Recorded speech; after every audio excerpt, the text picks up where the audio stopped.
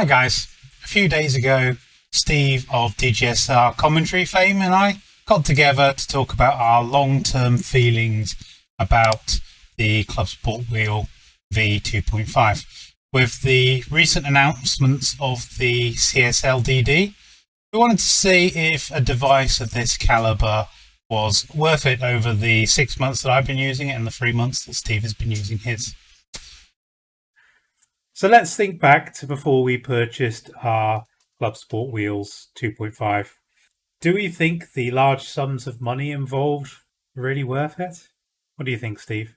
I remember it took me a long time to decide whether I wanted to sort of make the jump because it's a pretty hefty jump between the Logitechs and the Thrustmasters to something like a Fanatec, because I think from what I've seen, Fanatec are one of the cheaper wheelbases, but it's still a massive jump from 1 to 200 quid of a Logitech. So it definitely took a lot of pondering for me, and it's also quite difficult because you don't know what it's going to be like until you try it, right? And especially with lockdown, you're never going to be able to sort of test it out. So you have to just go on the testimonials of friends and other people online. I think one of the biggest selling points for me was just the ability to change the wheel, which sounds like such a simple thing, but obviously the cheaper sets like the Logitechs, you're stuck with that wheel, and obviously you can make modifications to that, which is fine, but you're still ultimately it's a lot of effort to swap mods in and out. And so if you wanted to play something like Dirt Rally 2 on one day and then swap to F1 2020 or ACC the next day, then you either one or other of them is going to have a slightly strange wheel that's not exactly what you may want. So yeah, it was a definitely a difficult decision to make, and still still one that I'm still pondering over now, I think. Yeah, so I've had mine a little longer than you. I still got it in lockdown like you, so I didn't get to try it beforehand. And I think at the time of purchase, there was a little apprehension. Like you say, you haven't tried this device, you have no idea. All you've got is someone else's opinion on whether the device is any good. You haven't been able to try it for yourself. So there was a little bit of apprehension there. And that was coupled with my other half being like, this is a lot of money for what is essentially a toy. Are you sure you want to spend this kind of money on there? So I had that all going on at the same time. And like I say, this is like 2 to 3 times the price of the budget, or it's not really budget because there are cheaper wheels, but the lower end of the scale, should we say? But it did feel like a significant investment for something that I hadn't really been much involved with before. So it was a really hard decision to make, I felt. And when I got the wheel in place, I feel that like instantly I felt like I had made the right decision. Yes, it's still quite pricey, and it's always hard to put a number on value, right? And when you're thinking about something that's quite personal to you. But to me, I felt like it was worth the investment. Still a lot of money, and it's a big dent in your wallet. But I felt that it did give me an extra amount of enjoyment. Like you say, you could also swap out the wheels, and I didn't initially buy a second wheel, so I had the Formula wheel. But then when I started playing rally games and other things like truck simulators, it just felt wrong to be using a Formula wheel for those things. So I did end up grabbing a WRC rim, which is a round rim. It's on the cheaper end of Fanatec, but it's still £150. So it's not cheap. I mean, when we're talking £200 for the Logitech G Series wheel, in comparison, you get the whole thing and a shifter, at least the G27 you did, and pedals, and it's only a little bit more expensive than just a rim in the Fanatec universe.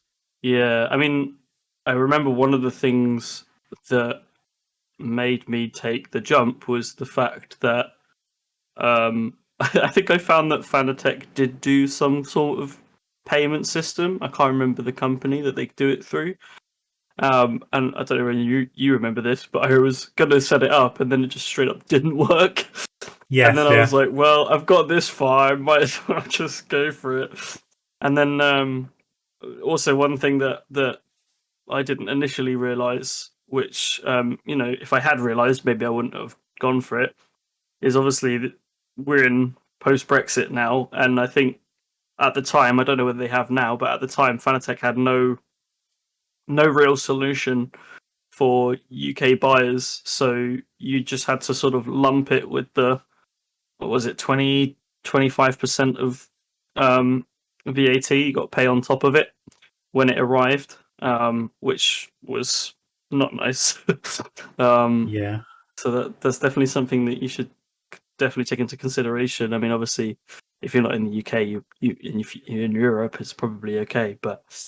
Um, but yeah, I mean, I was quite fortunate that my significant other was.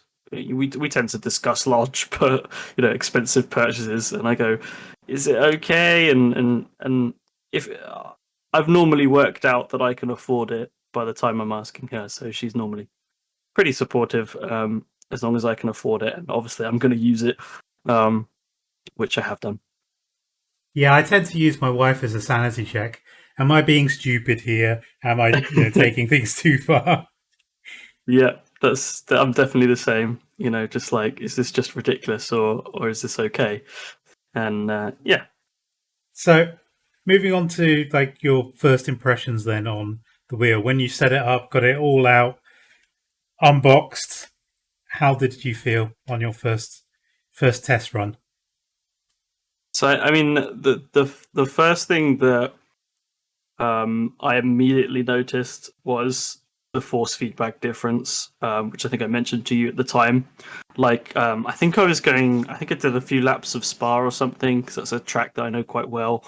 And I went over one of the bumps, and I just it just felt just like you were going over that curb, and I was like, oh, okay, this feels a lot different. And one of the things that I think the real benefit of the wheel for me was it made me a lot more consistent straight away, because I could feel, maybe I could feel the oversteer of the car a little bit quicker, and then make a correction and all that sort of stuff. So I mean, definitely the force feedback was one of the immediate um, things that I liked.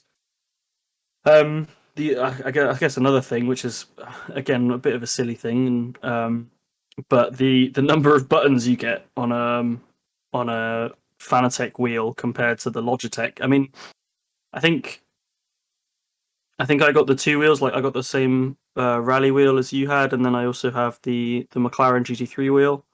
And yeah, I think that's got like, so many more buttons than the Logitech, and to be able to map everything was really really nice.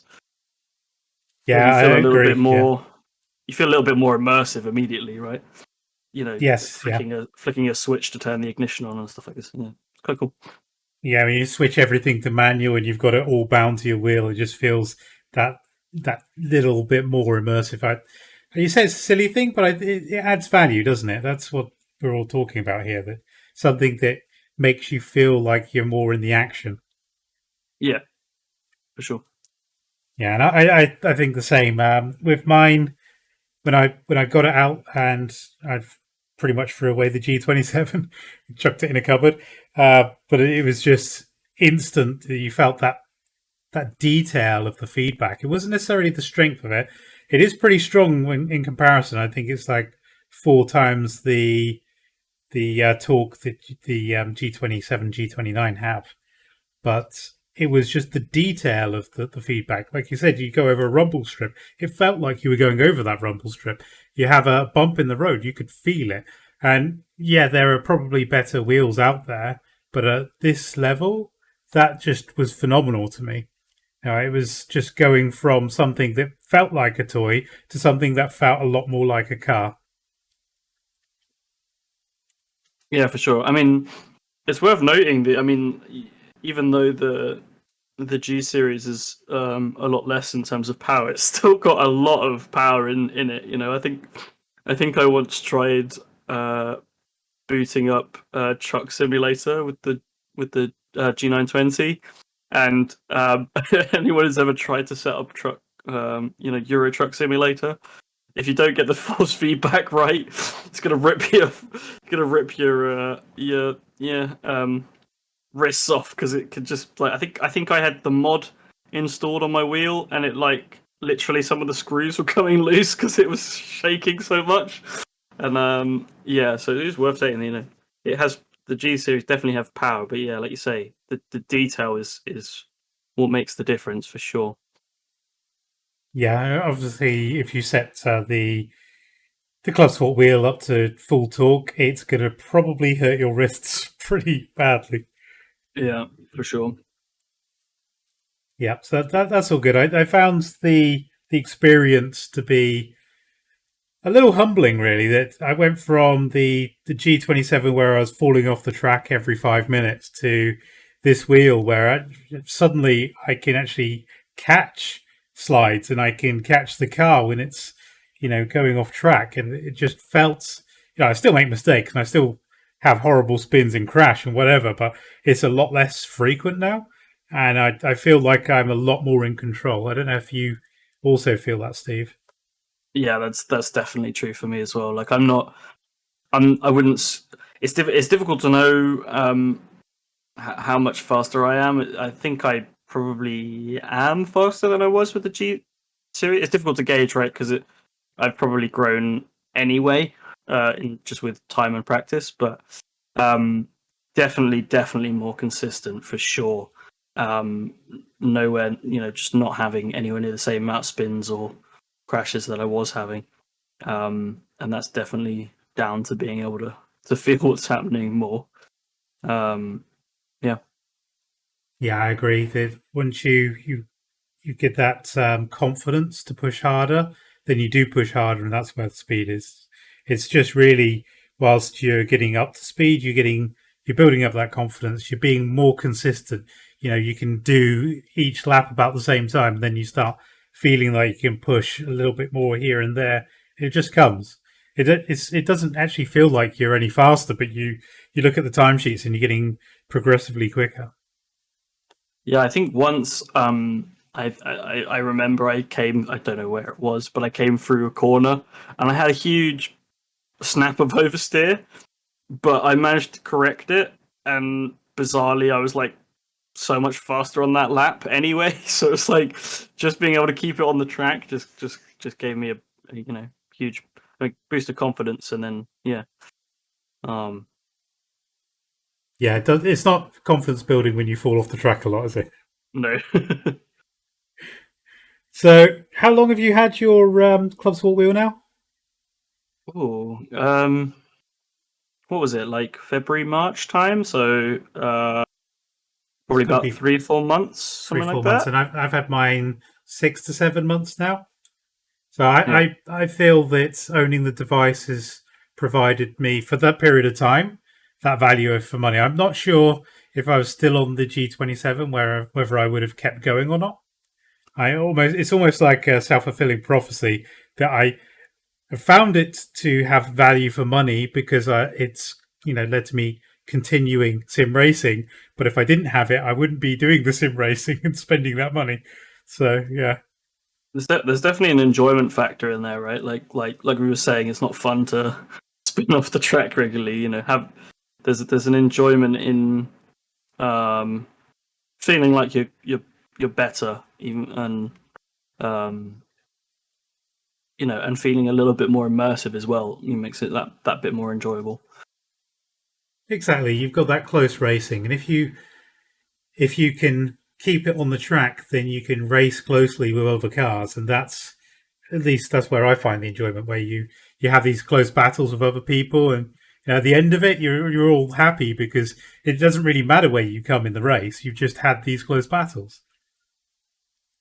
Yeah, for sure. Yeah, absolutely.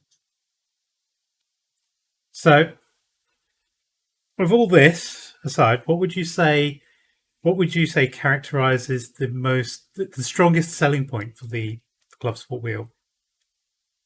I think we've mentioned a few things, right? Force feedback certainly if is a lot better than sort of the Logitech G series that I had. Again, ability to swap wheels around if you're looking to do more than if you're playing one game over and over again, and then perhaps that's not really a selling point. But for me, like I said, we wanted to play the rally, and so we wanted to throw the car, throw the wheel around with a round wheel. You definitely wouldn't want to be playing dirt rally with a Formula wheel. Um, I think for me the just like turning into corners just feels a lot smoother and a lot more like you've got a lot more control. Um, I mean, I don't know how much of that is because I got the wheels at the same time, so I don't know how much of it that is better wheel. Pedal. Sorry, I got the pedals at the same time, so I don't know how much of that is sort of better pedal control. But for me, just like turning in just feels better. Um, and then also more buttons which we've mentioned as well. And then also Fanalab actually I wanted to mention because um, Fanatec software is not always great. Let's be honest, but Fanalab is pretty nice for just setting up the FFB settings that um, that are going to be half decent, and then you can go from there. With the G series, you don't really have much guidance in terms of obviously you can go online and look up good settings, but um, ultimately you don't have much guidance from Logitech as to what kind of settings you're going to be wanting for certain games, whereas FanLab gives you that, Gives you which is nice. recommendations, and you can find them on the website pretty easily. Yeah, there's a lot going for that.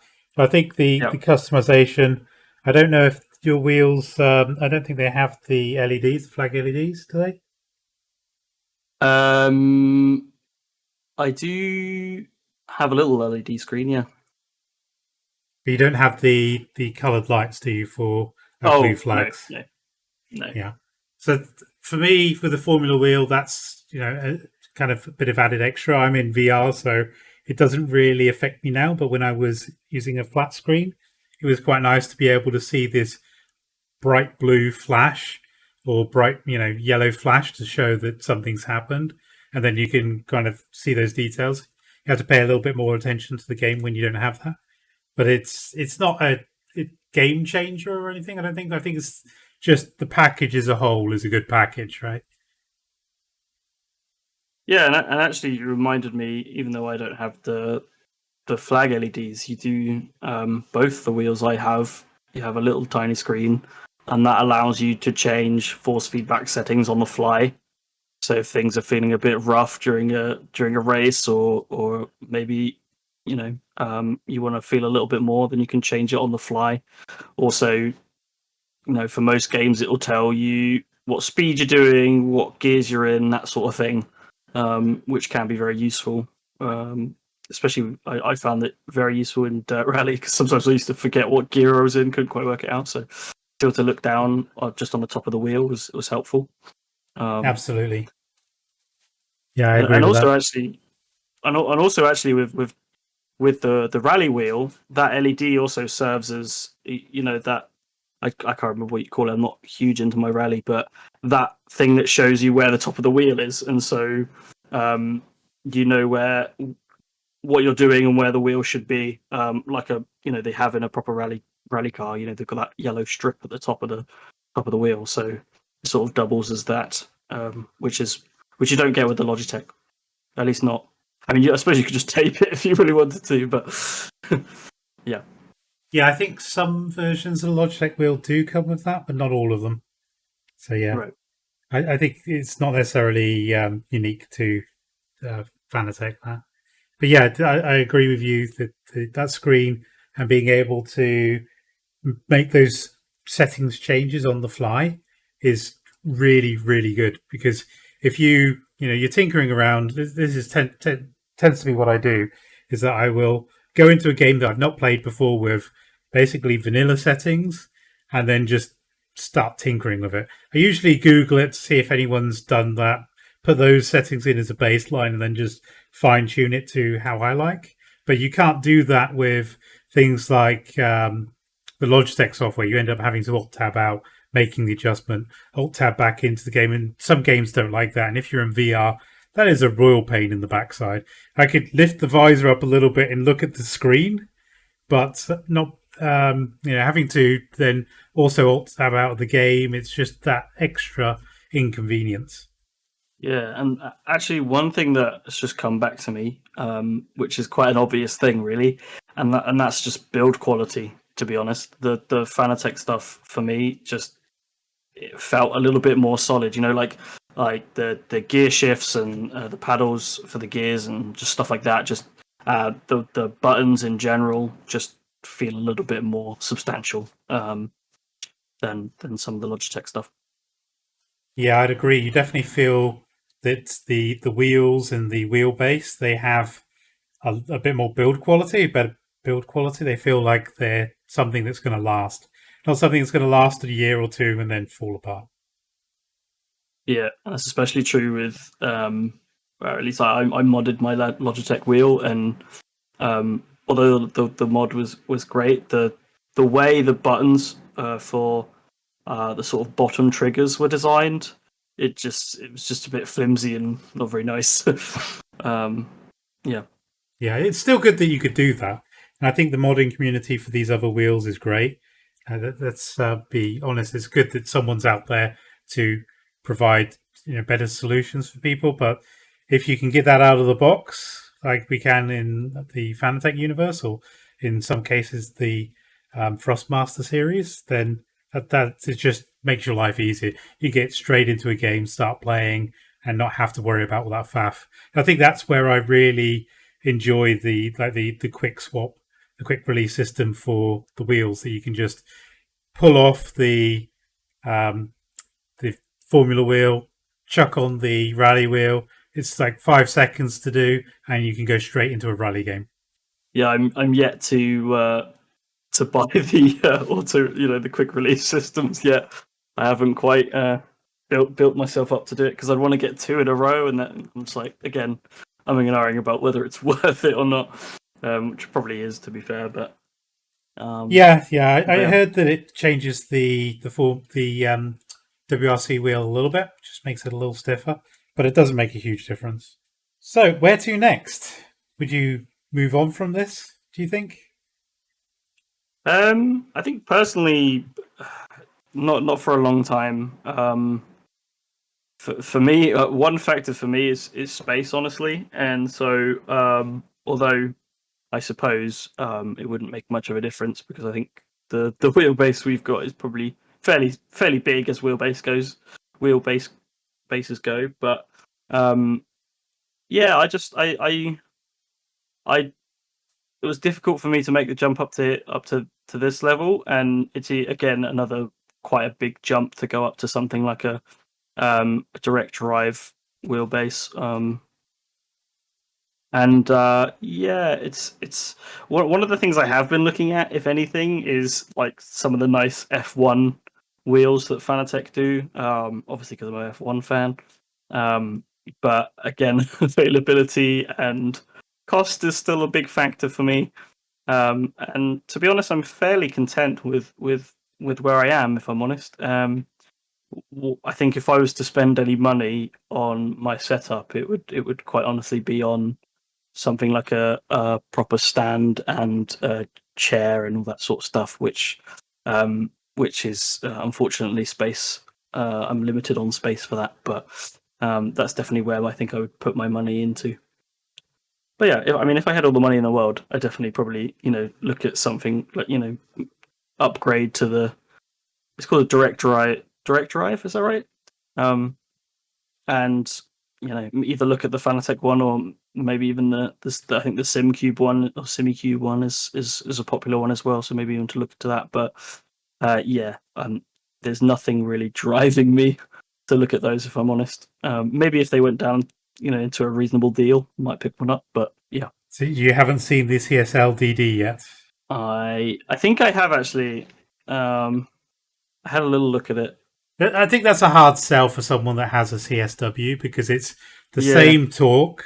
The only thing you're getting that's possibly better would be the response times, maybe the fidelity of the feedback, but without actually testing it out, you don't know. And it's a lot of money again because you're putting down essentially the same money again that you put down on CSW to go and get the Yeah. CSLDD, and it might not give you anything. So it's a hard sell, that one, I think. Classic buyer's remorse, right? Like just bought the club sport, and then something new comes out, which is ever so slightly potentially better, but around the same price as the do you don't you kind Yeah. of thing. But I think I'd probably sooner go for the quick release system and the mods to maybe look at getting magnetic paddles and things like that. I think I'd sooner go for that personally right now. Than getting a new wheelbase. But that's me. No, that's fair enough. Time and space limited. Yeah, so personally, I'm still kind of on the fence about a direct drive. I don't think the CSL DD is worth it for me because of the reasons we've just said, but I'm tempted by DD1. It's a little long in the tooth now. I think it's a couple of years old as a model, so they may well come out with something new, and that would obviously annoy me a little bit. I've also been looking outside of the sphere of fanatec, and then that's where you kind of start thinking about the expense that you put into the fanatec universe, and do how do you get over to say a Simicube 2 when you've got all of these Fanatec wheels and a wheelbase and you don't want to go and have to fork out for new wheels all at once. So it's kind of like once you've made your bed, you have to lie in it. Yeah, I can Right? definitely see that. That's one of the major problems I think with the sim racing stuff is ecosystem, isn't it? Yeah, yeah. So it's not so bad if you are going, say, shifters and pedals. You can mix and match as much as you like there. But when it comes to wheels and wheelbase, Simulcube is more kind of like open source stuff. But with Fanatec, it's a closed ecosystem. They have their own proprietary wireless system, and you end up having to do things like USB mods if you want to use your Fanatec wheels on Simulcube or other direct drives. So I think that's about it really from us. Do you have anything to add, Steve? No, I don't think so. Just if anyone's listening, this is all based on our experiences, and what I've found is that it's always different for everyone. Some people can be incredibly good drivers with sitting on a beanbag with a with a 10 quid wheel or something. So it's that's the nice thing about sim racing, right? Is that you can have pretty much whatever setup that you can afford and have, and you can go racing against anyone, and it's relatively easy and comfy. Yeah, that's part of the reason why I invited you along to this, Steve. So I had a second opinion because it's very easy to be biased in some way towards your purchase decisions, and when you've made a purchase decision like that, you sometimes you find yourself trying to justify it to yourself by you know thinking about all of these positives, but sometimes it's good to get someone else's view to see what they think of the pros. It's good that we align somewhat on that. Yeah, and I mean, I actually sold my G920 to someone who wanted to use it. I think he used it on the Xbox, his Xbox, and he was playing things like Forza 4 and games maybe that where force feedback maybe wasn't so important, and he just wanted a half decent wheel and pedals, and he was very thankful that he got this sort of great modded Logitech thing, which with a modded Formula wheel and magnetic paddles, and he was incredibly grateful for that. And it's all based on what you want to play and what's your budget, etc. So Yeah, yeah. You can spend as much or as little as you like and still have a good experience, I think. yeah. Cool. So I think that's it. And I think we could probably ramble on for a lot longer, but we probably should wrap it up now. So thanks for joining me, Steve. No And worries. Thanks for having me. Thanks for listening. So I hope you've liked this video where Steve and I give our opinions on the Clubsport Wheel V2.5 after some long-term usage. If you did like this video and you'd like to see more of this kind of thing, please give it the thumbs up and I'll make sure to add more videos of this type of content. Please don't forget to subscribe to the channel, and until next time, bye bye guys.